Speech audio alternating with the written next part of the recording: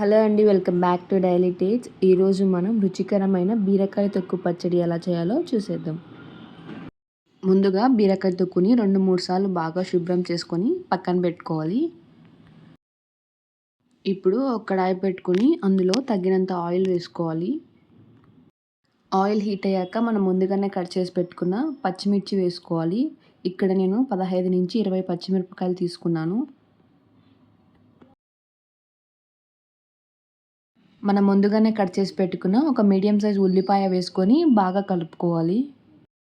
పచ్చిమిర్చి ఉల్లిపాయ 50% మెత్తబడేంత వరకు మగ్గించుకోవాలి. పచ్చిమిర్చి ఉల్లిపాయ మెత్తబడ్డాయండి. ఇప్పుడు మనం ముందుగానే కట్ చేసి పెట్టుకున్న టమాటాలు వేసుకోవాలా. ఇక్కడ నేను 3 టమాటాలు వేసుకున్నాను. అలాగే కొద్దిగా చింతపండు, 1 స్పూన్ జీలకర్ర, మనం ముందుగానే కడిగి పక్కన పెట్టుకున్న బీరకాయ తొక్కు వేసుకొని బాగా కలుపుకోవాలి.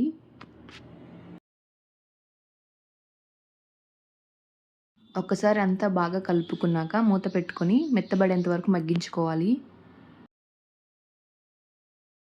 మధ్య మధ్యలో మూత తీసి ఒకసారి బాగా కలుపుకోవాలి. మళ్ళీ మూత పెట్టుకొని మగ్గించుకోవాలి.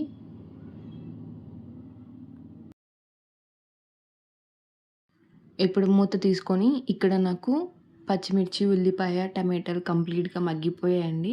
స్టవ్ ఆఫ్ చేసుకొని ఇది చల్లబడేంత వరకు పక్కన పెట్టుకోవాలి. కంప్లీట్‌గా చల్లబడ్డాక ఇప్పుడు ఒక మిక్సీ జార్ తీసుకొని మనం మగ్గించుకునేదంతా మిక్సీలో వేసుకోవాలి.